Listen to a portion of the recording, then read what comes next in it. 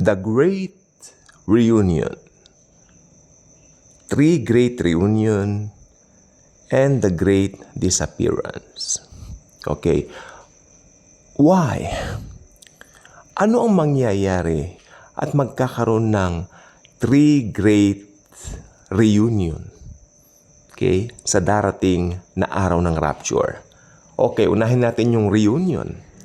Isa po sa pinaka-exciting na mga pangyayari sa buhay ng isang tao kapag ka nagkakaroon ng mga reunion sa iba't ibang aspeto like sa family or sa school, di ba? So maganda nagkakakamustahan, nagkikita-kita, pero ibang klaseng reunion ang magaganap sa rapture. May tatlong klase po ng reunion na magaganap sa rapture.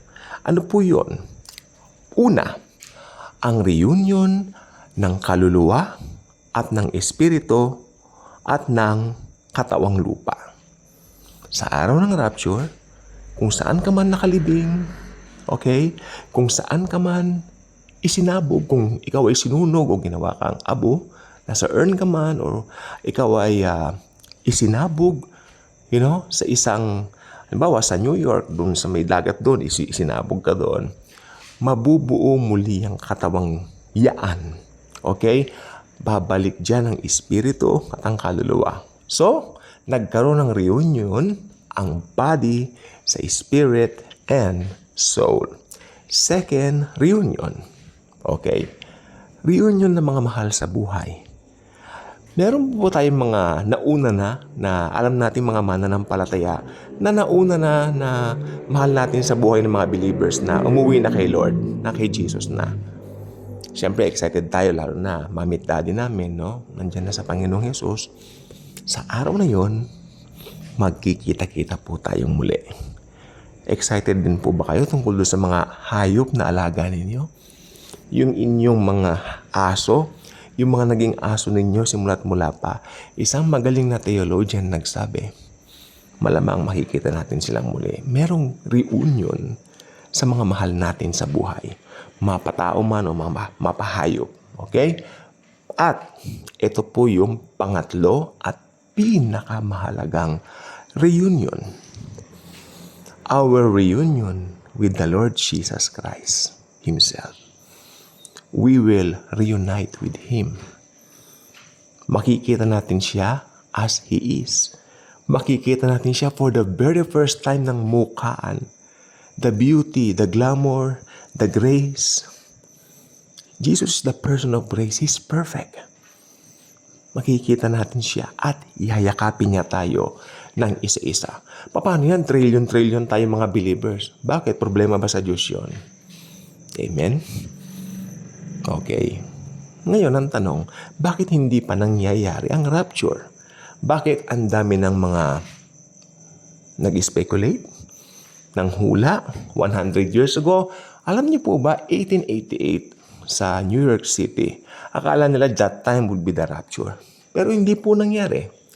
Why? Bakit parang nagluluwat yata ang Panginoong Jesucristo sa kanyang mga pangako? First and foremost, I would like to tell you and to inform you, Jesus is not someone na saklaw ng ating time. Jesus is God. Tandaan po ninyo, Jesus is the Creator. Amen?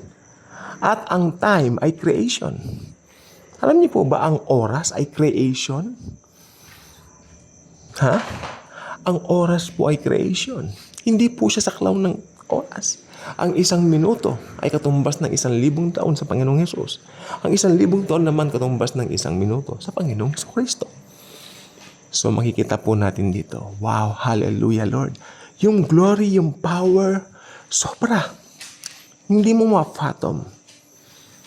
May nakalagay po sa Biblia, hindi pa nakikita ng mata ni naririnig ng tenga ang mga inihanda niya sa mga umiibig sa Kanya. Ang mga born-again Christians po yun.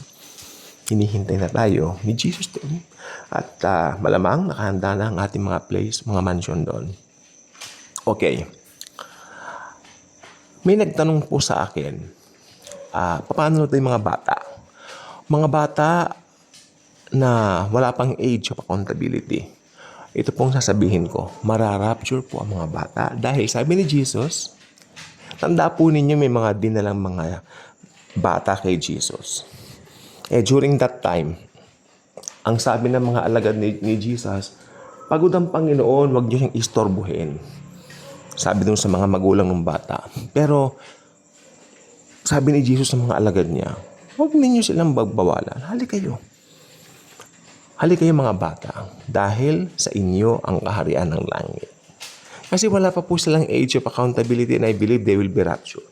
Kaya alam nyo, may isang vision, yung isang magaling na, tawag dito, magaling na mangangaral ng Panginoon, man of God, si Dr. David Jeremiah. Sabi niya, meron siyang vision na yung tatay niya, okay, tapos yung anak niyang babae, naglalakad sa park. Pagkatapos, ang sabi ng bata, Daddy, I want to ride a swing. I want to ride on a swing. Okay, ganun tatay niya. So, yung tatay niya, siniswing yung anak niya, no? Gustong-gusto nung ama niya yung pag-swing sa anak niya. Until nawala yung bata sa harapan po niya. Pasok na po tayo dito sa The Great Disappearance. Dadagundong ang kalituhan at kabagabagan sa buong mundo. Anong nangyari dito sa mga taong ito? Nawala na lang sila ng ganun-ganun na lang. Hahanapin ng mga mahal sa buhay yung mga nawalang mga tao. Yung mga nawalang tao, yung po yung mga Kristiyano. Hindi nila alam ano ang nangyari. Pero alam natin na rapture po tayo. Pero yung mga maiiwan, isa itong catastrophe sa kanila. Okay? Magkakaroon ng paranoia. Okay? Magkakaroon ng isang pangyayari sa mundo na hindi pa kailanman naranasan. Ito yung sobrang kalituhan ng mga tao. What happened to them? What happened to them? Masyado silang malilito, matatakot. Okay? At sa mga oras na yan, darating ang isang tao na magbibigay ng solusyon sa kanila. Ang taong ito ay hahangaan ng sobra ng mga tao sa buong mundo dahil halos ng mga problema ay masusolusyonan niya. Alam niyo ang sasabihin niya sa mga taong naiwan. Kinuha sila ng mga alien. Okay? Ayun ang kanyang sasabihin sa kanila. Madideceive niya yung mga tao. Bibilib ang mga tao dito sa figure nito, sa person na ito. Okay? Magiging pinakapamosong tao sa buong mundo sa loob ng 7 years ang taong ito. Pero alam naman natin kung sino yun, di ba? Ang Antichrist. Totoo po ang Antichrist. Ngayon, tanungin niyo ako, naipanganak na ba siya? Hindi ko po alam. Pero Islam po ang sasabihin ko, nalalapit na po ang kanyang paglabas. Taglay niya ang kapangyarihan ni Satan, ni Satanas. Tutulungan siya ni Satanas sa lahat ng aspeto. Alam niyo po kung bakit? Dahil si Satanas mismo ang lulukob sa kanya. Yung pangarap ni Satanas na maghari-harian sa mundo, matutupad doon sa persona ng Antikristo. Tandaan po ninyo, ang banal na espiritu ay nasa mga believers. Tama? Nasa atin ng mga mananampalataya ang banal na espiritu. Kaya pagdating ng rapture, ang banal na espiritu, lilisanin niya ang mundo. Ang Diyos, ang banal na espiritu po ay Diyos. Don't get me wrong. Kahit saan po nandun siya. Pero during that time, i-withdraw niya ang presence niya dito sa mundo. Hahayaan niyang gumalaw yung Antichrist at yung false prophet ayon sa nakatakda. Kaya naman po, grabing panlilinlang ang mangyayari sa panahon na yan. Okay? So, yun lang pong gusto ko pong sabihin po sa inyo ngayon. Magkakaroon tayo ng great reunion sa mga mahal natin sa buhay. At itong mga katawan na ito, may re-reunite din sa mga katawang lupa at sa soul and body. At syempre, ang pinaka-exciting, marireunite tayo kay Lord Jesus Christ. Ito po yung ating tinatawag na The Great Reunion. Okay? sobra pong exciting ang rapture. Kaya ang rapture po ay isang pinakaaabangan na pangyayari. Ang rapture po ay hindi prophecy. Don't get me wrong. Rapture is not a prophecy. Rapture is a revelation. Kay Pablo lang po inireveal ang rapture. Not even revealed to Peter or to other disciples or apostles.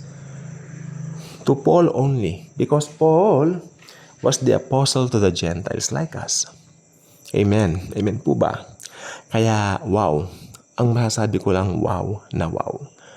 Exciting po ang rapture. Hindi po siya isang panaginip. Alam niyo po ba nakakalungkot na yung iba, parang pag sinasabi ko yung rapture, parang gumaganon-ganon sila. Parang mahilig daw tayo magpantasya. Yun po. Minsan sinabihan ako, ang fantasy lang yan. Ganon. Kasi kung talagang titignan mo nga naman yung flow, parang nga naman po. Pero alam niyo po, makinig po mabuti. Since sinabi ng Biblia, na mangyayari yan. Mangyayari po yan. Tandaan nyo mga unbelievers po, wala sa kanila ang power ng Holy Spirit kasi unbelievers po sila. Amen? Ang power of the cross sa kanila ay kahangalan, sabi ng 1 Corinthians chapter 1 verse 18. Kahangalan para sa hindi mananampalataya ang cross ni Jesus. Pero sa ating mga naligtas, ito ay ang kapangyarihan ng Diyos. Kaya huwag kayong magtataka kung hindi sila naniniwala. Huwag kayong magtataka bakit pinagtatawanan nila at sinasabing pantasya lang natin ang rapture. Hindi po. Yun po ay buong katotohanan na magaganap. Magaganap at magaganap. Actually, meron po tayong nalalaman na hindi nila alam itong mga bagay na ito. Kaya nakahihigit tayo ng hindi hamak sa mga hindi mananampalatayang iyaan. Okay? Uy, ang bilis ng oras. 10:17 na po ng gabi. I have to wrap this up because maliligo pa po ako. Okay? At hindi po ako nakakatulog ng... Actually, umulan po kanina and ayaw ko po ng aircon. Hindi ko binubuksan masyado. So, mas gusto ko yung natural na lamig. At mas maganda po ang lamig kung naligo ng gabi. Hindi po ba? Agree po ba kayo doon? Okay? So, ayun po ha. Inaabangan natin ang rapture. Anytime it will happen. Based na rin sa mga nangyayari, especially bantayan natin ang Middle East. Yan po ang ating pinakakalendaryo. Yan po ang ating pinakapalatandaan. Yan ang ating pinaka-big clock kung kailan magaganap ang lahat ng ito. Kaya mag-subscribe na rito. Thank you and Jesus truly loves us all.